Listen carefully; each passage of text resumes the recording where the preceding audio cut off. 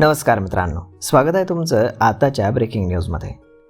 मित्रांनो, आता इथून पुढे वाहनावरती काहीही लिहिण्यापूर्वी मोटार वाहन कायद्याचे नियम समजून घेणं आवश्यक राहणार आहे. वाहनांवरती बेकायदेशीर शब्द, नावं किंवा चिन्ह लावल्यास आता पावत्या कापल्या जाऊ शकतात.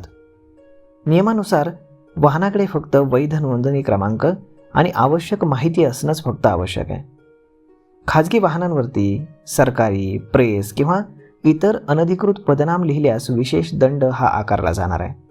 या नियमांचं पालन करून इनव्हॉइस टाळता येऊ शकतं. वाहनांवरती बेकायदेशीर शब्द, नावं किंवा चिन्ह लिहिल्यास आता सरकार दंड करणार आहे. RTO वाले दंड करणार आहेत. रस्त्यावरती वाहन चालवताना अनेक वाहनांच्या नंबर प्लेटवरती तुम्हाला शायरी, धर्म किंवा जातीशी संबंधित घोषणा किंवा शब्द सर्रास वाचायला मिळतील. त्याला फॅन्सी दिसण्यासाठी लोकांनी नंबर प्लेटवरती लाखो रुपये देखील खर्च केलेले आपल्याला पाहायला मिळतात.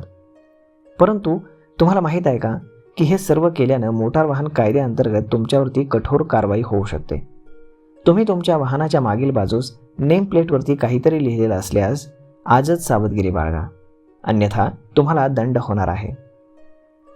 यामध्ये 1988च्या मोटार वाहन कायद्यानुसार वाहनांवरती आक्षेपार्ह शब्द लिहिणं कायद्याचं उल्लंघन करतं.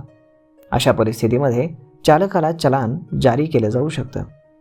1988च्या कायद्यानुसार वाहनांवरती वंश किंवा धर्माशी संबंधित शब्द किंवा स्टिकर लावणं हे पूर्णपणे बेकायदेशीर आहे. तुमच्या वाहनांवरती धर्म, जात किंवा कोणतेही आक्षेपार्ह शब्द लिहिल्यास तुम्हाला 1000 रुपयापर्यंतचा दंड होऊ शकतो. 2024मध्ये लागू झालेल्या मोटार वाहन कायद्यानं वाहनाच्या लायसन्स प्लेटवरती किंवा वंश किंवा धर्माशी संबंधित काहीही लिहिणं बेकायदेशीर केलेलं आहे. असं केल्यास 1000 रुपयाचा दंड वाढवून आता 5000 रुपयापर्यंत केला गेलेला आहे.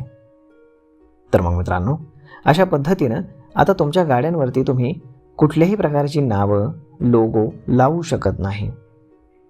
तर मग मित्रांनो, ही माहिती, हा व्हिडिओ तुम्हाला कसा वाटला हे तुम्ही आम्हाला कमेंट करून नक्कीच सांगा. आणि जर आवडला असेल तर आपल्या जवळच्या मित्रमंडळींसोबत देखील हा व्हिडिओ तुम्ही शेअर करायला विसरू नका. धन्यवाद.